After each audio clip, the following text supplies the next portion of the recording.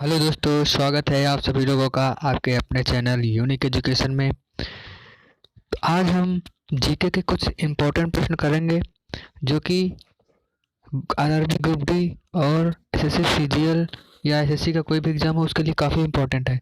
और वीडियो शुरू करने से पहले मैं आप लोगों से कहना चाहता हूं कि अगर अभी तक आप लोगों ने हमारा चैनल सब्सक्राइब नहीं किया है तो प्लीज़ चैनल को सब्सक्राइब कर दें और बेल आइकन को दबा दें ताकि हमारे आगे के नोटिफिकेशन को आप पा सकें। ठीक है, तो चलिए आइए देरी न करते हुए हम वीडियो को स्टार्ट करते हैं। तो पहला क्वेश्चन दे दिया गया है, द ब्लू अम्ब्रेला पुस्तक किसने लिखी? तो किसने लिखी? Ruskin bond. किसने लिखी? रस्किन बॉन्ड ने। अगला सवाल, भारत के स्कॉटलैंड के रूप में भी जाना जाता है। भारत के स्कॉटलैंड के रूप में भी जाना जाता है तो कौन? कुर्ग। कौन? कुर्ग। ठीक है। अगला, टिड्डे के कान कहाँ पर स्थित होते हैं? टिड्डे के कान जो है कहाँ पर स्थित होते हैं? उसके पैरों पर। टिड्डे के कान उसके पैरों पर स्थित होते हैं। मंगलोर की संधि पर ब्रिटिश ईस्ट इंडिया कंपनी और किसके बीच हस्ताक्षर हुए थे?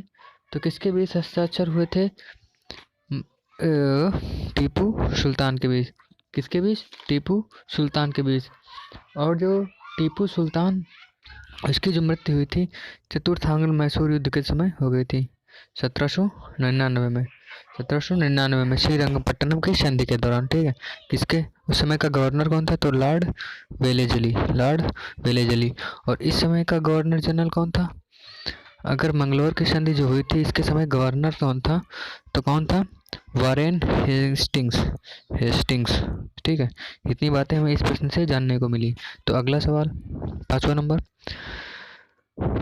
मानव शरीर के उस एंजाइम का नाम बताइए जो कार्बोहाइड्रेट को तोड़ने में मदद करता है। तो कार्बोहाइड्रेट को तोड़ने में कौन मदद करता है? एमाइलेज। अब ये कहाँ पाया जाता है? तो एमाइलेज जो है अग्न्याशयी रस में निकलता है। अग्न्याशयी रस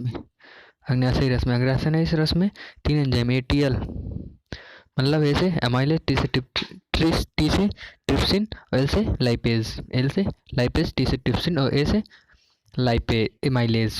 ठीक है, एमाइलेज, एटीएल। ठीक है। अगला सवाल है, किस भारतीय शहर को उसके स्थिति के कारण 0 माइल सिटी के रूप में जाना जाता है? तो कौन सा? नागपुर को। ठीक है। अगला सवाल है,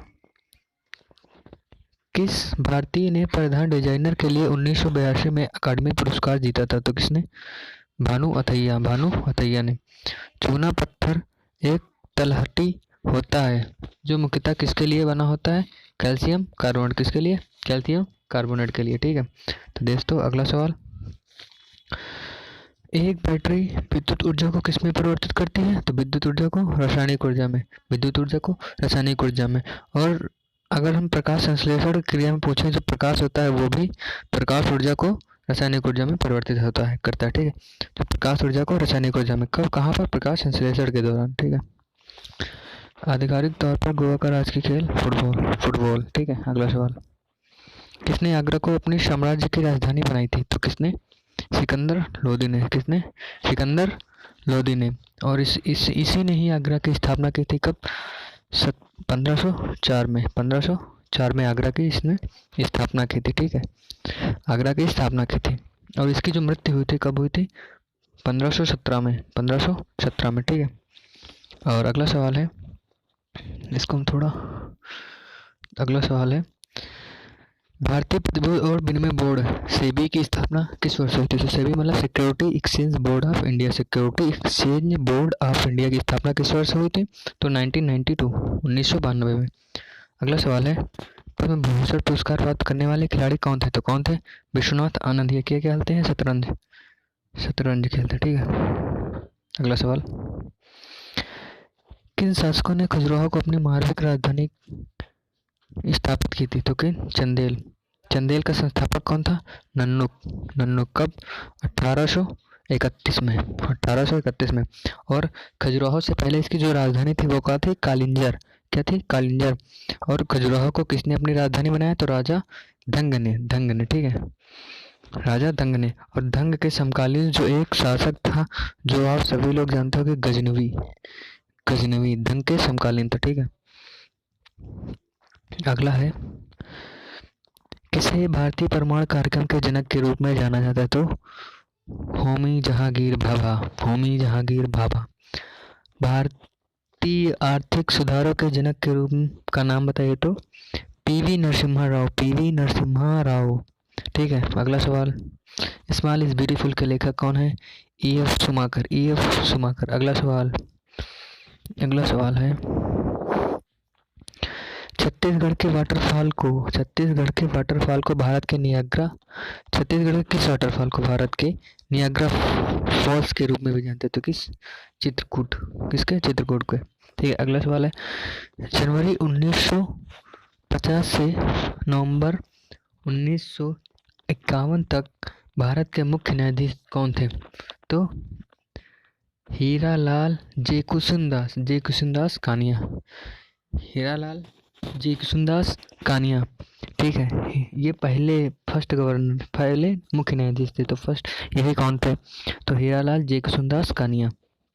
अगला सवाल है, भारत के संविधान के किस अनुच्छेद के तहत संसद के सदन की बैठक शुरू करने के लिए गणपूर्त की संख्या, सदन की कुल संख्या का 1/10 भाग होती है?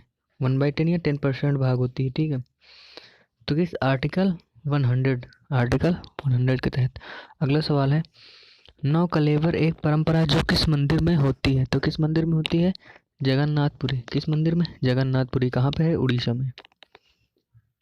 भारत के सर्वोच्च न्यायालय का उद्घाटन सत्र है, उद्घाटन सत्र हुआ था तो 28 जनवरी 1950 में।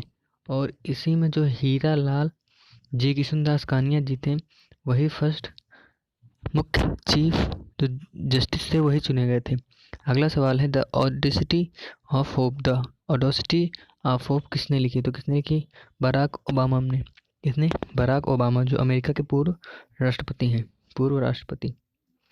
ठीक है, अगला सवाल, 1927 में मंदिर प्रवेश आंदोलन किसने शुरू किया? मंदिर प्रवेश आंदोलन कब शुरू किया गया? 1927 में। किसके द्वारा? बाबा भीमराव अम्बेडकर के द्वारा। ठीक है, अगला सवाल, नेहरू लियाकत समझौते पर हस्ताक्षर किस वर्ष किए गए? किस वर्ष हस्ताक्षर किए गए? तो किस वर्ष? 1950 में। तो दोस्तों, ये रहे आज के हमारे 25 प्रश्न। अगर वीडियो को अच्छा लगा हो तो वीडियो को लाइक, शेयर और सब्सक्राइब करना ना भूलें।